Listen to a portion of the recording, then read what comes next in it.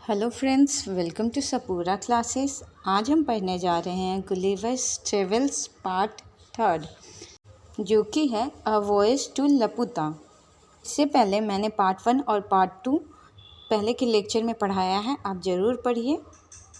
तो चलिए पढ़ना शुरू करते हैं।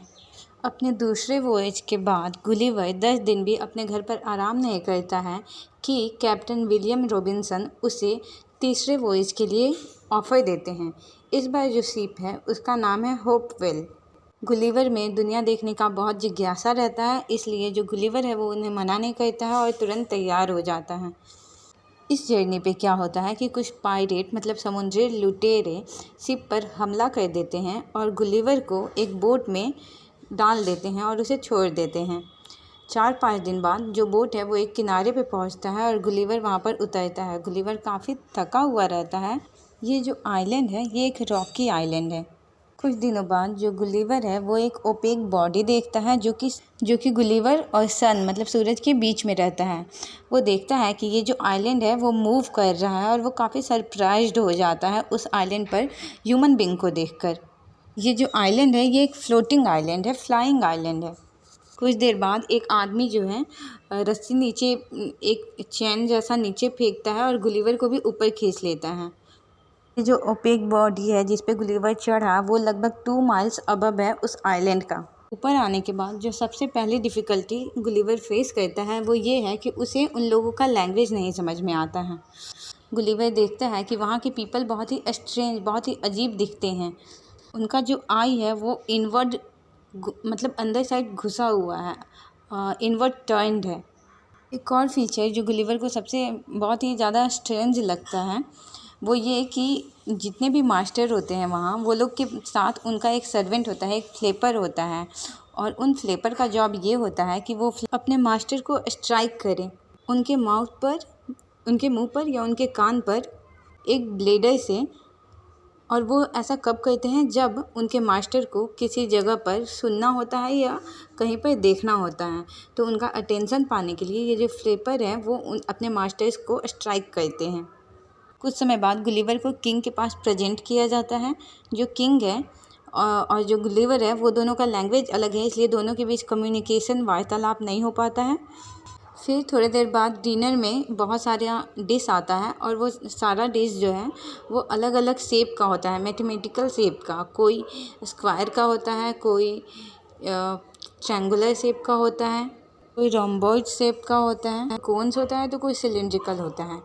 एक्चुअली बात ये है कि इस आइलैंड के जो लोग हैं उन्हें म्यूजिक और मैथमेटिक्स बहुत पसंद है। कुछ समय बाद जो गुलिवर है वो थोड़ा थोड़ा इन लोगों का लैंग्वेज समझने लगता है और उन लोगों से ये जान पाता है कि ये जो आइलैंड है इसका नाम लपुता है, जिसका मतलब होता है इंग्लिश में फ्लाइंग आइलैंड। जो किंग है लपुता के वो अपने सब्जेक्ट मतलब अपने प्रजा जो कि अर्थ पे हैं उनके डायरेक्ट कांटेक्ट में नहीं हैं। वे उन्हें दूर से ही रूल करते हैं, उन पे शासन वो दूर से ही करते हैं। और ऐसे केस में कि नीचे में किसी तरह का रिबेलियन, किसी तरह का विद्रोह हो तो जो किंग है उनके पास पावर है कि वो नीचे में रहने वाले सारे पीपल के लाइफ को डिस्ट्रॉय कर सकें, उनकी प्रॉपर्टी को डिस्ट्रॉय कर सकें। कैसे?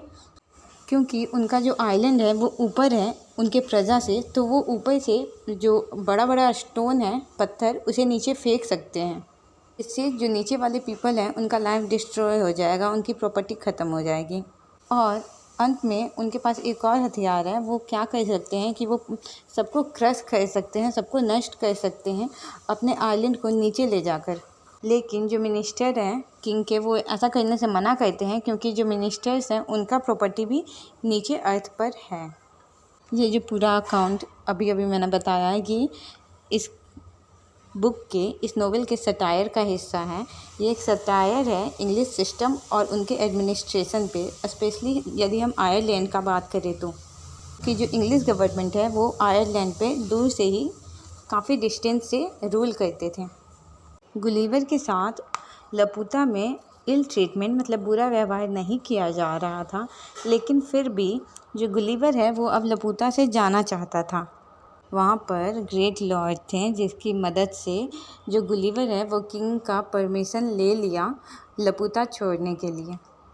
यहाँ से गुलिवर जाते हैं लगाडो और वहाँ पर वो मिलते हैं मुनोदी से। ये जो है मुनोदी वो कुछ समय के लिए लगाडो का गवर्नर रह चुके थे।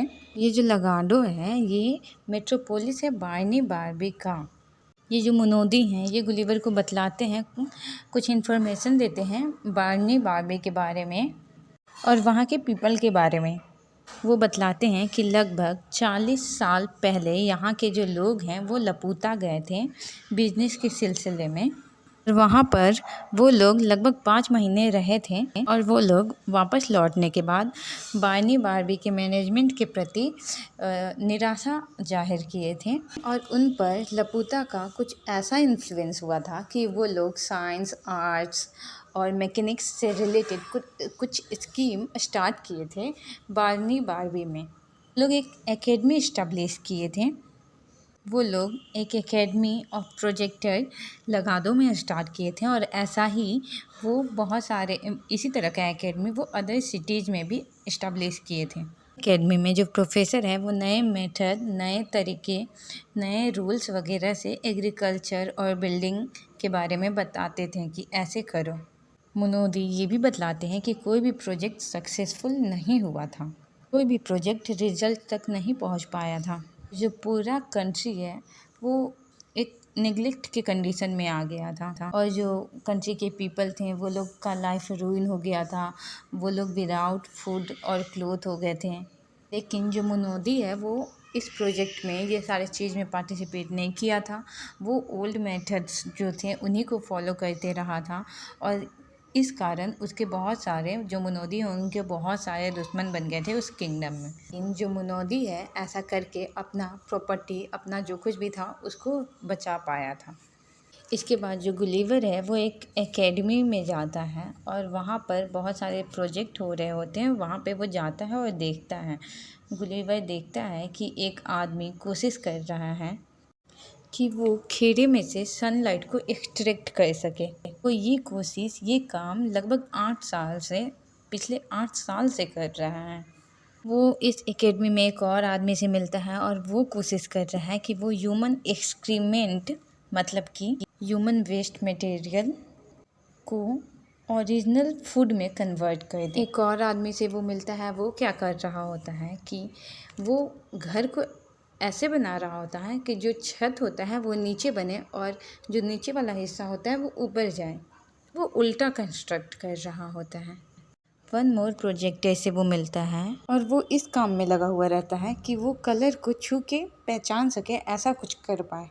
इस तरह वो बहुत सारे एब्सर्ड प्रोजेक्ट को देखता है जिनमें से कुछ ऐसा रहता है जो एग्रीकल्चर डिवाइस और new method to obtain silk, मतलब कि नया तरीका से सिल्क को कैसे प्राप्त किया जा सके। तो ये जो सारा एक्सपेरिमेंट वगैरह है ये सब एक सटायर का हिस्सा है जो कि इंग्लिश सोसाइटी पे सटायर है। उस समय भी बहुत सारे एक्सपेरिमेंट वगैरह चल रहे थे जो काफ़ी एब्सर्ड थे। कुछ समय बाद गुलिवर लगाडो को छोड़ देता है क्योंकि वो जापान जाना चाहता है ताकि जापान से होते हुए वो अपने होम चला जाए। अब होता क्या है कि माल्डोनाडा एक जगह का नाम है। उस माल्डोनाडा पोर्ट पर पहुंचकर उसे ये पता चलता है कि कोई भी शिप लगनेक के लिए नहीं है। लगनेक से होते हुए वो जापान जाता और जापान से वो अपने घर जाना चाह रहा था।